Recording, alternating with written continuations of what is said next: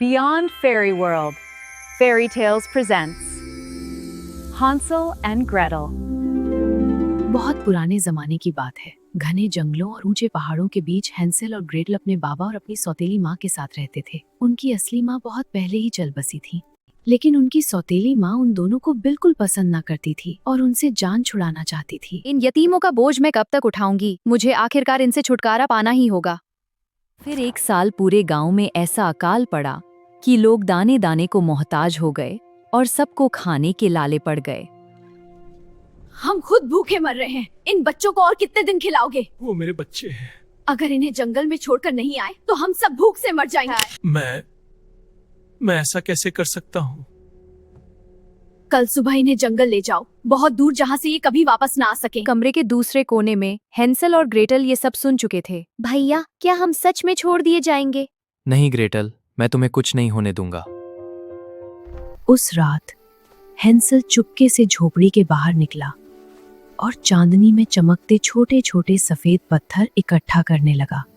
अगली सुबह लकड़हारा भारी दिल के साथ बच्चों को जंगल ले गया। चलते चलते हैंसल चुपके से अपनी जेब से सफेद पत्थर निकालता और रास्ते में गिराता जा रहा था। डरो मत बच्चों, हम सिर्फ लकड़ियां काटने जा रहे हैं, हम अभी वापस आते हैं। लेकिन हैंसल समझ चुका था कि उनके पिता वापस नहीं आएंगे। जब चांद निकलेगा हम घर लौट जाएंगे। धीरे धीरे रात गहरी होती गई और जंगल अंधेरे में डूब गया। भैया, अब्बा जान अभी तक नहीं आए। रो मत ग्रेटल, बस चांद निकलने का इंतजार करो। कुछ देर बाद काले बादलों के पीछे से चमकता हुआ चांद निकला। चांदनी जंगल की जमीन पर बिखर गई और सफेद पत्थर छोटे सितारों की तरह चमकने लगे। दोनों बहन भाई रात भर चलते रहे और आखिरकार सुबह होने से पहले अपने घर पहुंच गए। हैंसल, ग्रेटल, लकड़हारे की आंखों में खुशी के आंसू भर आए। मेरे बच्चों, हम वापस आ गए अब्बा जान। इन घर की खुशी ज्यादा देर तक न टिक सकी। कुछ ही दिनों बाद घर में बचा हुआ आखिरी खाना भी खत्म हो गया। इस बार इन्हें इतना दूर छोड़कर आना कि ये कभी वापस ना लौट सके। खुदा के लिए या तो ये जाएंगे या हम सब भूख से मरेंगे। हैंसल फिर से बाहर जाकर पत्थर इकट्ठा करना चाहता था, लेकिन इस बार झोपड़ी का दरवाजा बंद कर दिया गया था। उस रात हैंसल बाहर नहीं जा सका, लेकिन उसने हार नहीं मानी। हैंसल ने अपनी जेब से सूखी रोटी का छोटा टुकड़ा निकाला और उसे छोटे छोटे टुकड़ों में तोड़ने लगा। सुबह बच्चों को पहले से भी ज्यादा गहरे जंगल में ले जाया गया। बस थोड़ी देर यहीं बैठो। अब्बा जान, आप हमें छोड़कर तो नहीं जाएंगे? मैं जल्दी लौटूंगा। लेकिन उसके कदमों की आवाज धीरे धीरे दूर होती गई। वे सारा दिन वहीं बैठे रहे, लेकिन उनके पिता वापस नहीं लौटे। भैया, वो फिर चले गए। डरो मत, मैं रास्ता छोड़ता आया हूँ। लेकिन जंगल के पक्षी सारे रोटी के टुकड़े खा चुके थे।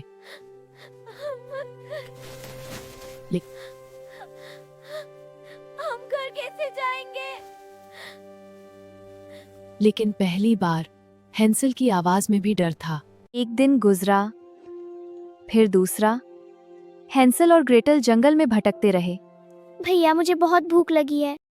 तीसरे दिन की सुबह एक सुंदर सफेद पक्षी पेड़ों के बीच आकर बैठ गया। दोनों बच्चे उस पक्षी के पीछे पीछे चल पड़े। पक्षी का पीछा करते हुए अचानक ग्रेटल की नजर पेड़ों के झुरमुट के पीछे चमकती एक अजीबोगरीब चीज भैया! पर पड़ी। जरा वहाँ देखो, वह क्या है? जब दोनों लड़खड़ाते कदमों से उसके करीब पहुंचे तो उनकी आंखें खुली की खुली रह गईं। उस अनोखे घर की दीवारें लजीज केक और चॉकलेट से बनी थीं। उसकी खिड़कियां मीठी मिश्री की थीं और छत रंग बिरंगी कड़क कैंडीज से सजी हुई थी। ग्रेटल ने कांपते हाथ से दीवार पर जमी शक्कर की मलाई को छुआ और धीरे से उसे चख लिया। भैया, ये तो वाकई में मीठी शक्कर है। हम भूखे नहीं मरेंगे। हाँ ग्रेटल, यह तो किसी जन्नत से कम नहीं। चलो जी भर कर खाते हैं।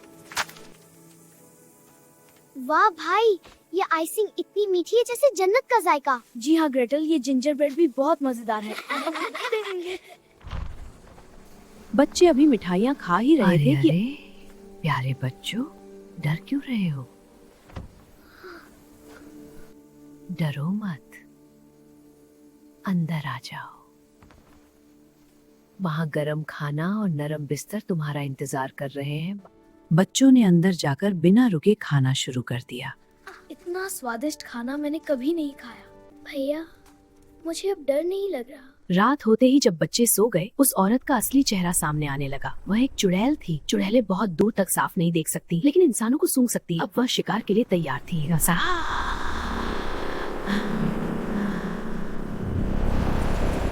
लड़के, मुझे छोड़ दो। उसने हैंसल को पकड़कर एक छोटे पिंजरे में बंद कर दिया। फिर उसने खौफ से कांपती हुई ग्रेटेल को पास बुलाया और कड़कती आवाज में हुक्म दिया कि वह आज से ही रसोई संभाले और अपने भाई के लिए रोज अच्छा और भारी खाना बनाए। उस चुड़ैल का इरादा बेहद खौफनाक था। वह चाहती थी कि हैंसेल रोज भर पेट खाना खाकर जल्द से जल्द मोटा ताज़ा हो जाए ताकि वह उसे मोजे से खा सके। उसने ग्रेटेल को साफ लफ्जों में धमकाया कि अगर भाई को मोटा करने में जरा भी कमी हुई तो अंजाम बहुत बुरा होगा। बेबस ग्रेटेल आंखों में आंसू लिए रसोई की तरफ चल पड़ी और पिंजरे में बंद हैंसेल खौफ से कांपता रहा। कुछ दिनों बाद चुड़ैल ने ग्रेटेल से भट्टी जलाने को कहा। फिर उसने उससे कहा कि भट्टी के अंदर देखे कि आग पूरी है या नहीं। असल में चुड़ैल चाहती थी कि पहले ग्रेटेल को खा लिया जाए। ग्रेटेल समझ गई कि चुड़ैल क्या करना चाहती है। उसने चुड़ैल से कहा, मुझे तो अंदर सर डालकर देखना नहीं आता। अगर तुम एक बार मुझे सर डालकर दिखा दो तो ही मैं ऐसा कर सकती हूँ। चुड़ैल ने उसे दिखाने के लिए भट्टी के अंदर सर डाला तो ग्रेटेल ने भी पीछे से उसे धक्का देकर भट्टी का दरवाजा बंद कर दिया और चुड़ैल का काम तमाम हो गया। इसके बाद उसने हैंसेल को भी आजाद करवा दिया। चुड़ैल के मरते ही उसका खौफ खत्म हो गया। जब दोनों बच्चों ने घर की तलाशी ली तो उन्हें एक कमरे में हीरो और जवाहरात से भरा एक बहुत बड़ा खजाना मिला। भैया जरा यहाँ देखो, कितना सारा सोना और हीरे हैं। या खुदा, हमारा बुरा वक्त खत्म हो गया ग्रेटेल, अब हम अमीर हैं।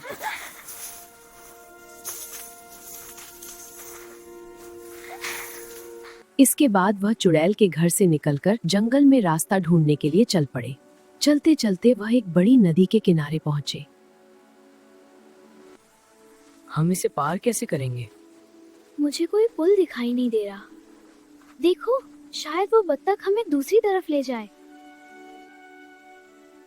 बत्तख रानी, हम हैं हैंसेल और ग्रेटेल ज्ञानी। ना कोई पुल, ना कोई राह यार, अपनी पीठ पर करा दो रास्ता पार। इसके बाद वह बत्तख की पीठ पर बैठकर नदी पार करके दूसरी तरफ पहुंच गए।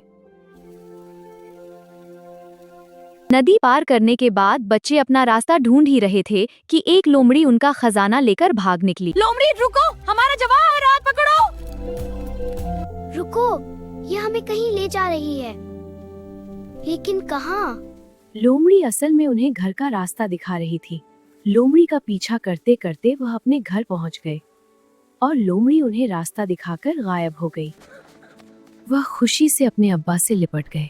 जिस दिन से बच्चों को जंगल में छोड़ा गया था, उनके अब्बा जान ने एक पल भी सुकून से नहीं बिताया था। मुझे माफ कर दो बच्चों, मैं फिर कभी तुम्हें अकेला नहीं छोड़ूंगा। उनकी सौतेली माँ पहले ही जा चुकी थी और अंदर जाकर बच्चों ने अपने अब्बा को खजाना दिखाया। उनके अब्बा जान इतना सारा खजाना देखकर बहुत खुश हुए। अब उनकी गरीबी हमेशा के लिए मिट चुकी थी और उसके बाद वो सब एक साथ हंसी खुशी रहने लगे। अगर आपको ये जादुई कहानी पसंद आई हो तो इसे लाइक और शेयर जरूर करें और ऐसी ही और मजेदार कहानियों के लिए हमारे चैनल को सब्सक्राइब करना ना भूलें।